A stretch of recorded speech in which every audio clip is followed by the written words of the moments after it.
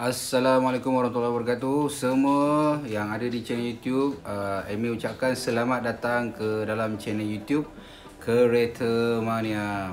Seperti mana kita tahu sekarang kejatuhan minyak dunia, sehingga minyak RON 95 mungkin dijual pada harga RM RM1.32 seliter. Okey, persoalannya sekarang mengapa dan kenapa? Ini secara ringkas sedikit penerangan oleh saudara Aiman Wong yang dipetik daripada Facebook. Harga minyak mentah jatuh merudum selepas jatuh sebanyak 10% ke $41 setong, di mana ini adalah penanda arah WTI pada Jumaat yang lepas. Pagi ini jatuh lagi 31% ke $28 setong. Harga ini kembali pada harga tahun 2015 hingga 2016. Punca kejatuhan ialah kegagalan perundingan antara OPEC yang mana diketuai oleh Arab Saudi dan Rusia pada Jumaat lepas. Dalam berita ada melaporkan, tetapi kebanyakan berita hanya salin sahaja ayat daripada Reuters dan tak ada ulasan yang lebih lanjut. Jadi orang yang baca pun macam tak berapa faham dan blur-blur lagi apa sebenarnya yang berlaku. Jadi OPEC ialah kumpulan negara-negara pengeluar minyak terbesar di dunia dengan market share sekitar 30%. Di dalam OPEC ada Arab Saudi, ada UAE, ada Iraq, ada Iran, ada Kuwait, ada Venezuela dan beberapa negara Afrika lagi. Jadi Rusia pula merupakan pengeluar minyak ketiga terbesar di dunia selepas United States Amerika Syarikat, dan memang tak dijangkakan lagi lah, disangka lagi. Dan Arab Saudi dengan market share sekitar 14 hingga 15% minyak dunia. OPEC dan Rusia mula bekerjasama sejak 2016 untuk menstabilkan harga minyak, di mana ini mengikut hukum supply and demand, di mana harga minyak akan naik apabila demand naik, ataupun jika supply jatuh harga akan jatuh kalau demand jatuh ataupun supply naik. Jadi demand tak boleh kontrol, tapi supply kita boleh kontrol. Dengan market share yang OPEC Rusia ada, kalau mereka nak harga minyak naik, mereka hanya potong sahaja pengeluaran minyak, dan di mana penularan COVID-19 ini, wabak COVID-19 menyebabkan demand minyak jatuh, dan kerana aktiviti ekonomi dekat China yang mana merupakan pengimport minyak terbesar dunia menjadi perlahan. Jadi orang pun akan kurang travel naik kapal terbang, di mana kapal terbang ni kita perlu isi minyak. Jadi pada hari Khamis lepas, OPEC mencadangkan kepada Rusia untuk memotong supply minyak untuk naikkan harga kepada $60 setong. Semasa OPEC dan Rusia bermesyuarat, harga minyak berada pada sekitar 45 hingga $46 setong. Tapi Rusia tak setuju. Rusia anggap harga minyak sekarang dah okey, di mana sekitar $45 setong tu. Sebab bajet Rusia bersandarkan unjuran $42 setong. Jadi keuntungan $18 tu kira okey lah.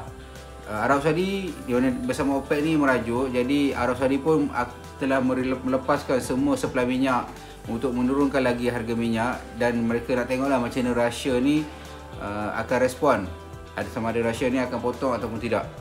Jadi kita kena tanya, kenapa Rusia tak bersetuju in the first place? Rusia dia tak nak untung ke macam mana?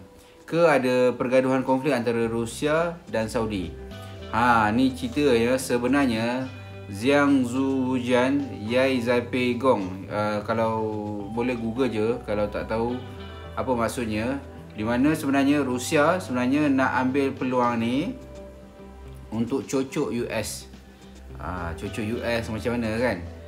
Pada 18 Februari 2020 yang lepas, US telah mengenakan sekatan ke atas syarikat minyak nasional Rusia, iaitu Rosneft, ROSNEFT, Rosneft, atas hubungan perdagangannya dengan Venezuela. Jadi US sokong ketua pembangkang di Venezuela, iaitu Guaido, untuk menjatuhkan kerajaan Maduro di Venezuela. Jadi Trump cuba tekan Rosneft supaya Rusia tarik sokongannya kepada Maduro, dan juga untuk tekan Maduro sampai jatuh. Jadi bisnes Rusia ni memang terjejas sebelum gelombang COVID-19 lagi. Sekarang Saudi nak naikkan harga minyak, Rusia tak untung banyak mana pun. Sebaliknya, US yang untung sebab US adalah pengeluar minyak terbesar di dunia sekarang ni dengan shale oil. Shale oil dia, okey, dah lah US sekat minyak orang. Sekarang dia pula tak potong suplai minyak pun. Boleh enjoy harga yang lebih tinggi. Jadi disebabkan kes yang macam ni, macam mana Rusia nak setuju dengan deal yang macam tu. Jadi OPEC dengan Rusia perbincangannya tidak berjaya. Okey, Putin Rusia ni, Putin dah boleh agak Saudi akan emosional kalau Rusia menolak cadangan Saudi OPEC ni.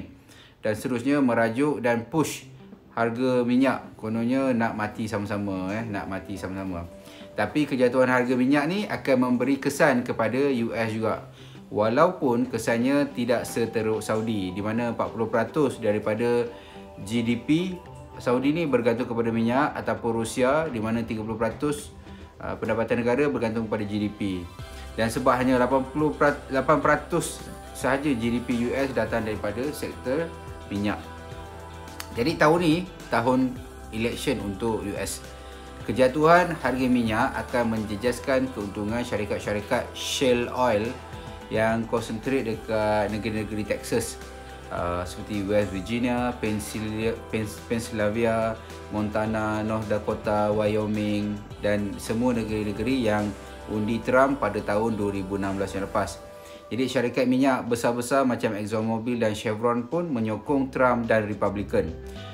Jadi kemungkinan Trump akan kalah lah kalau syarikat-syarikat minyak ni merajuk dengan pentadbiran Trump. Jadi apa yang Saudi buat sekarang memang sesuai dengan perancangan Putin. Trump tidak akan membiarkan harga minyak jatuh dan akan intervene supaya harga minyak kembali ke paras yang munasabah, yang ini sekitar $60 setong ataupun $60 ke atas. Tapi knowing Trump, dia tidak akan terus tunjuk lemah dan dia akan main tarik tali dulu dengan Rusia. So sementara itu tak heran kalau harga minyak akan terus menjunam jatuh di bawah $20 setong. Okey, orang tanya, takkan semua benda kau nak geopolitik kan?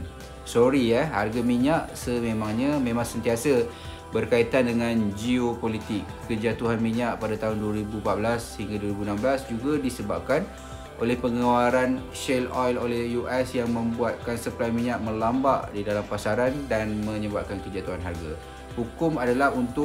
Tujuannya adalah untuk menghukum Rusia pada masa itulah yang buat hal di Ukraine.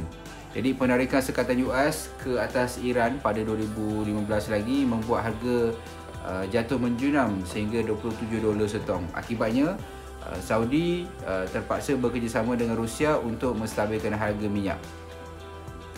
Jadi ini boleh study lebih lanjut lah. Untuk masa depan petropolitik ni dia akan terangkan lebih lanjut dalam Dunia Tanpa Tembok. Okey, jadi ini adalah promosi daripada Aiman Wong ni. Jadi ini adalah ingatan yang bagus lah kepada sesiapa yang masih menaruh harapan kepada sektor minyak. Harga minyak bukan sahaja tidak stabil, malah dia fluctuate, turun naik mengikut geopolitik. Lagi-lagi dengan adanya shale oil. Jadi rasanya minyak nak kembali ke $100 setong hampir mustahil. Negara yang bijak akan move away daripada pergantungan kepada minyak sebagai sumber hasil negara. Jadi begitulah secara ringkasnya. Sekian sahaja video kita pada kali ini. Jangan lupa share link video ni dekat WhatsApp kalau rasa maklumat dalam video ni berguna. Komen juga dekat bawah berkenaan apa pendapat korang dan akhir sekali jangan lupa subscribe channel YouTube Kereta Mania, kerana kita akan bawa banyak lagi berita automotif yang menarik dalam dan luar negara. Jadi sekian sahaja untuk video pada kali ini. Jangan lupa subscribe. Bye.